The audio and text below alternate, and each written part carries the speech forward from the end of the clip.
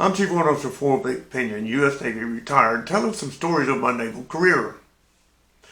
This one has to do, I'm titling it The Scrounge, which in Navy lingo means a person that doesn't bathe and doesn't wash their clothes and whatnot. Well, I'm the leading chief of the base. I'm an ADEC, an E7. I'd gone home at the end of the workday, and about midnight I get a call from the base, the duty person there, and tell me that there's this young woman showed up here, Navy female, to check in for duty, and she doesn't have orders. All she has is leave papers, which expired a minute before midnight, and now it's a little bit after midnight. She made it before they expired, like a couple of minutes. Motion limits. And I said, well, where's she coming from? She said she's from Moffett Field, and that they told her to just check into Crow's Landing. I said, well, tell her to go home and come back and be there at 0800 tomorrow morning in her uniform. So, okay, we hung up the phones, and I go back to bed, and about 10 minutes later, phone rang again. Hey, Chief. This young lady, or not even call her a lady, this young seaman apprentice wrecked her motorcycle out in front of admin here to go, when she's doing a wheelie to go home, showing off. I said, oh man, is she injured?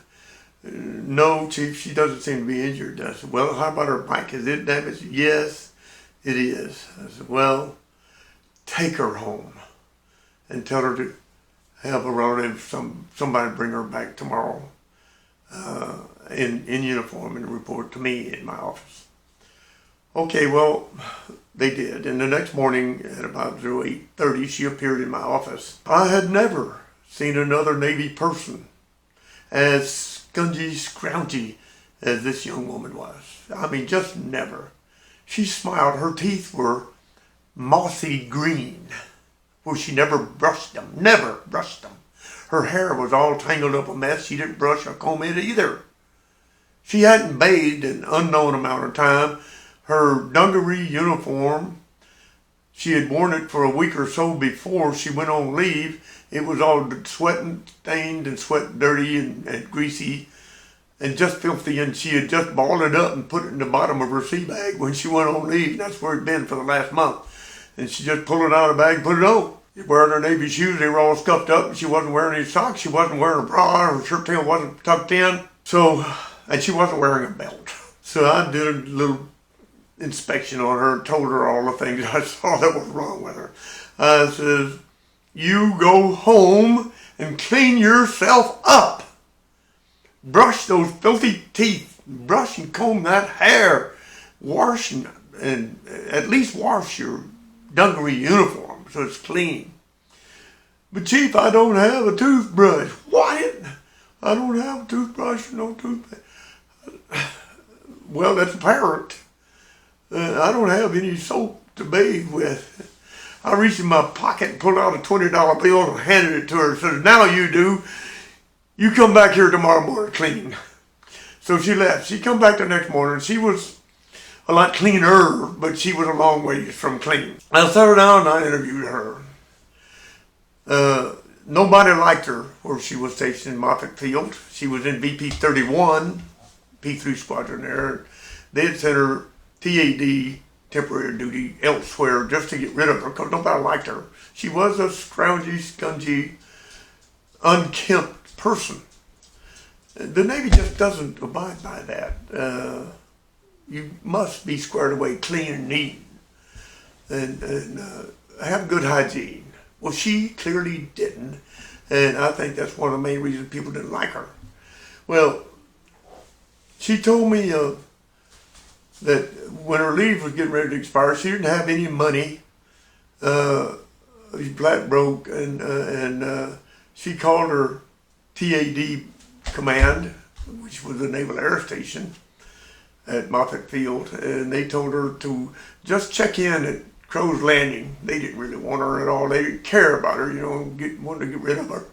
Check in at Crow's Landing, and we'll just see if you can't be stationed there. Well, so that's what she was going to do. Well, they didn't tell any of us about any of that. They were just trying to get rid of this girl. So that's what she had attempted to do. Well, now I questioned her about herself and her family and so forth, and her mother had been a hooker. And she had 3 sisters and a set of twin younger brothers. Her sisters were also hookers in Modesto. And they all lived in the same old farmhouse together. Now the twin brothers were only like 14 years old. But their mother, she would just take off with a man and stay gone for any period of time, anything from overnight to 2 or 3 weeks at a time. And the kids basically raised themselves, did the best they could, feed themselves however they could. And so her sisters became hookers, although I doubt if they were very good ones. But she had stayed with them while she was on leave.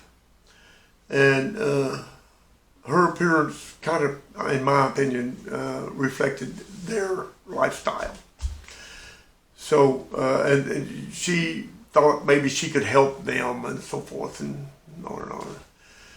So finally I told her, I said, okay, now I'm going to call the officer in charge and I'm going to tell him all about you. And we'll get instructions from him of what to do about you.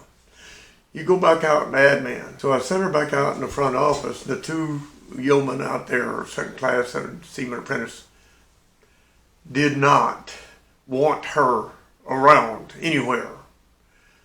And they let me know while I'm calling the officer in charge. And he said, well, let me call Moffett Field and so forth. So he did. And he said, okay, we're short-handed. We'll take her. I said, boss, you don't understand. He said, we'll take her. The chief, assign her someplace on the base and let somebody take her under their wings and squirt her. Well, okay, I'll assign her to the club. Well, they didn't want her over at the club. I'll assign her to supply. Well, the chief in charge of supply didn't want her, wouldn't touch her with a 10-foot pole. Admin didn't want her. The crash crew didn't want her. Okay, I had this old second-class petty officer, an E5, had never been higher ranking. He took her, and he had been the line crew for the base. And he took care of the runways and the runway support equipment, all that stuff. He took her, and be doggone if he didn't square her away. He became a father figure to her, and she started being, he got her squared away militarily. She got new dungarees, always clean and ironed, and she became an attractive young woman. But still, the rest of the people on the base still didn't want anything to do with her. I mean, she was persona non grata. I mean, they're not going to accept her ever. Well, the second class retired. I made warrant and transferred. And a new senior chief came in as the senior chief base. And no new officer in charge came in as officer in charge of base. They didn't want her either. Nobody wanted this girl on the base. Okay. I'm in Night Fork School. I left the base like that. And I'll pick it up later after I report to Moffett Field.